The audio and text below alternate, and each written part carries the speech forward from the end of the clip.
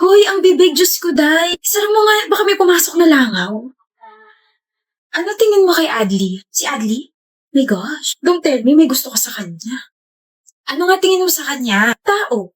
Gwapong tao. Gwapo niya nga, no? I heard my name. Adli ba ka mo? Anong may paglilingkod ko sa inyo? Mga binibini? Crush ka nitong best friend kong si Kari Adli. Alam ko. Ay? Ha? Ha? Every time kasi naigigreet kita, napapanganga ka tsaka napapangiti. Anong pala kalakas appeal ko? Ang gwapo. Wala yun. Ng mga forma mo. Ang gwapo ka ng mga forma mo. Crush ko yung style mo, Adli. Eh ako, yung ako mismo. Gwapo ba ako? Crush mo ba ako? Nakaka-conscious ka naman tumitig. Never ko pa naisip yung feelings ko for you kasi ang lagi ko napapansin is yung mga sinusuot mo. Ang galing mo magdala ng damit, tapos bagay pa dyan sa buhok mo, sobrang fluffy. I mean, bukod doon, ang gwapo mo. Tapos ang lakas nga talaga ng appeal mo. Hindi ka lang din puro forma kasi matalino tsaka masipag ka. Di ba nasa dean's list ka? Nakakadagdag gwapings yun. Overall, gusto kita. Shucks. Sorry, nanghina yung tuhod ko. Pero, hindi mo naman kasi ako type, so, okay lang. I just expressed my feelings towards you. No pressure at all. Ano pa ba? Uy, Kari, type kita. Gusto kita, crush kita, o ano man tawag dyan. Bakit? Bakit mo ko gusto? Bakit mo ko type? Bakit? Bakit ako? Kasi sinasalubong mo ako tuwing umaga. Niningitaan mo agad ako. Hi, Kari. Hi. Hi, Kari. Hi. Adli. Hi, Kari. Good morning. Hi, Kari. Kahit na bad trip ako tuwing umaga, pag nakikita kita, feeling ko okay na ako kasi may isang taong kaya akong harapin kahit na hindi approachable yung aura ko. Kari, you're literally a walking ray of sunshine. May na-discover akong bagong cafe malapit dito sa school. Date tayo mamaya. Wow! Pagkatapos ako gawing audience ng dalawa, iniwan na ako rito. Hindi man lang ako inalok. Buhulin ko kaya yung dalawang yun. Nasaan na ba kasi yung akin? Hanap mo ako, Tina? Diyos. May crush ka ng babaita ka? Hinahangaan ko si Primo kasi hindi na siya late kapag gumagawa kami ng paper. Nagbago na siya. Akala ko naman kung ano. Well, akala ko naman crush na iba. Nag-expect ako buwisit. Mali ba sinabi ko? Uy, Megan. Megan. Huy! Bakit hindi mo ako pinapansin? Hindi naman ako late ah. Hindi nga, kaya nga crush na kita eh. Muntik na akong kiligin. Buti na lang naalala kong crush niya ako kasi hindi ako late. Visit. So, bakit mo ako hindi pinapansin? Sabi mo, Primo, kapag may narinig akong Meg, ikaw yon tapos lilingon ako. Eh, Megan tawag mo sa akin eh, hindi naman ako si Megan mo. Megan ko? Diba si Meg mo ko? Meg ko? Mali ba ako? Wait lang, order lang ako, okay? Babalikan kita.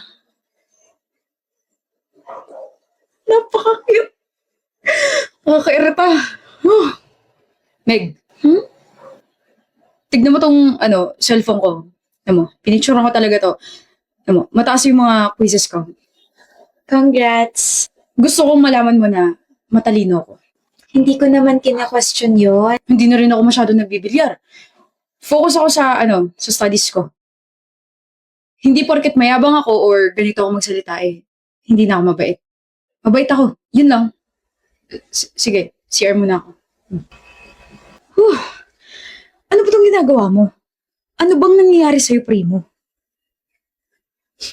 Wala. Gusto ko lang ma-realize na bagay ako sa kanya. Na bagay kami. Primo, pwede pa abot ng eraser?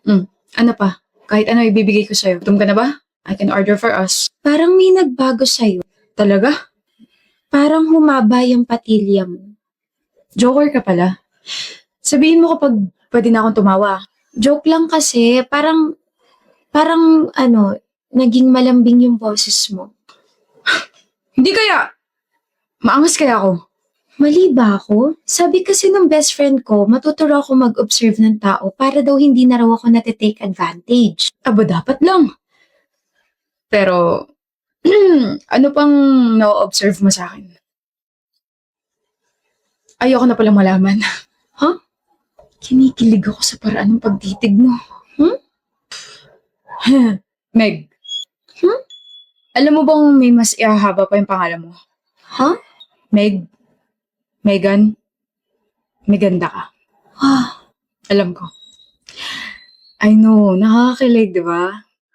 Paano mo napahaba yung pangalan ko? Saan ang galing yung Meganda ka?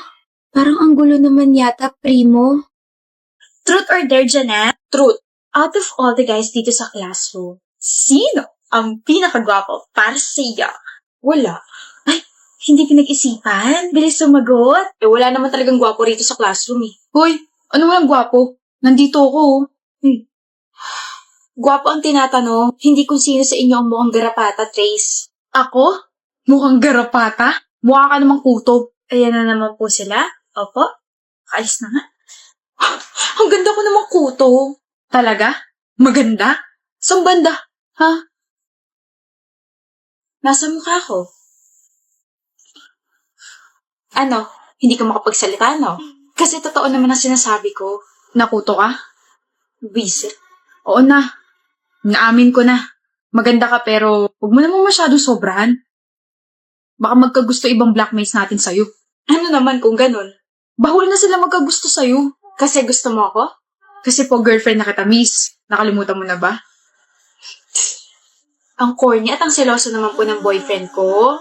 Yung pag-hair flip at kindat mo. Saka mo lang ipakita, okay? Gagandi. Magjowa kayo?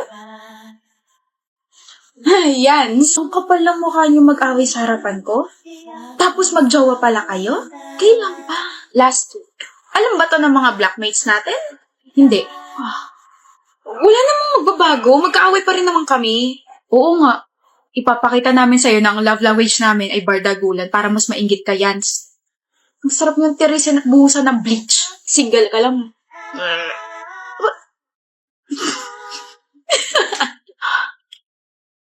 Bakit parang bad trip ka na naman sa akin? May nagawa ba ako, ha? Jeric, hindi ko nagustuhan yung ugali ng mga kaibigan mo. Sobrang disrespectful nila. Minimension pa nila yung ex mo sa harap ko tapos ikaw, natatawa ka pa. Halata namang they don't like me. That was just a joke, Mila. A joke na nakakasakit ng damdamin ng girlfriend mo.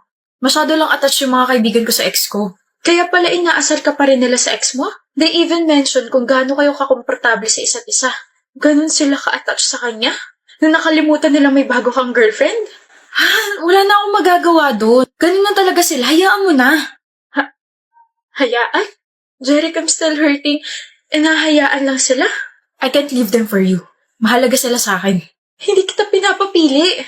I know. Pero if you're uncomfy around them, then you're not for me. Masyado kang sensitive. Di ka makatik ng joke. But, Mila. Huh? Are you okay, babe? May naalala lang. Okay. So, here are my friends. Si Ice at saka si Francis. Guys, this is my girlfriend. Si Mila. So, totoo ka nga. Nag-i-exist ka nga talaga. What? Halika na, Bi. Nung pinakita ni Gian yung picture mo sa amin, hindi kami naniwalang papatulan mo siya kasi pangit niya eh. Tigilan niyo nga ako. Anyway, grabe, totoo ka nga talaga. I'm Francis, this is Ice. Don't worry, aalagaan ka nitong utol namin kahit mukhang hindi niya inaalagaan sarili niya. Visit naman. Tanungin mo lang kung anong gusto mo malaman dyan. Ikukwento namin. Kunwari, naihiyan sa pantalon nung high school kami kasi tinalunan siya ng daga eh. Di kayo titigil ha? Sabi ko nga eh, paparating na rin yung girlfriend ko, pati yung girlfriend ni Francis. Magkakasundo kayo nun. Samahan ng mga may jowang nilalaglag ang isa't isa. Pangat pa ng sombrero mo. Huwag mo nga pansinin to sombrero kung gawa to ng girlfriend ko eh. Adan muna kami. Maya ulit. Pagpasensyahan mo na yung mga yun ha. Kukulit eh. Your friends are nice and fun. Eh ako, paano naman ako? Gwapo. Lang? Guwapo at saka mahal ko. Bakit? Kinilig tiyan ko. Baka maihi ka bigla ha? La, nangaasar ka? Halika na. Dito kaya sila? Sino? Mga kaibigan ko. Oh, hindi pa kasi nila alam na joke ka eh. Haasarin ako eh. Cyrus! Farrell, Blaze. Tignan mo nga naman ang timing. Girlfriend mo? Hi, I'm Blaze. Farrell. Hindi ko siya girlfriend. Hindi mo siya girlfriend? Actually, hindi ko siya kalala. Nagpapasama lang kung nasan yung isang clothing store. Totoo ba? Kala namin girlfriend mo kasi ngayon kala namin nakita may kasamang babae tapos nandito pa sa mall. Hindi ko talaga siya kalala. Miss, di ba kaya mo naman na sigurong pumunta sa gusto mong puntahan? Nandito na mga kaibigan ko eh. Okay. Ako na lang maghahatid sa clothing store na gusto mong puntahan. Sure, Farrell. I'm Hera. May tanong lang ako. Ano yon? Hindi ka ba namamahiya ng tao? You know, kapag may ibang kasama, hindi mo itatanggi yung kasama mo niya? Siyempre hindi. Hindi ako ganun. That's a stupid act. I like it. Pwede mo ba akong samahan? Tara. Anong ginagawa mo? I'm sorry, who are you? Hera. The moment na ikinahiya at tinanggi mo ko, break na tayo. Bobo mo? Ano? Kapal na mukha mo itanggi girlfriend mo sa harap namin? Ano kami tanga? Sino maniniwala na nagpapasama lang siya sa'yo? Nakakaya ka maging kaibigan? Buti na lang hindi flagpole si Hera.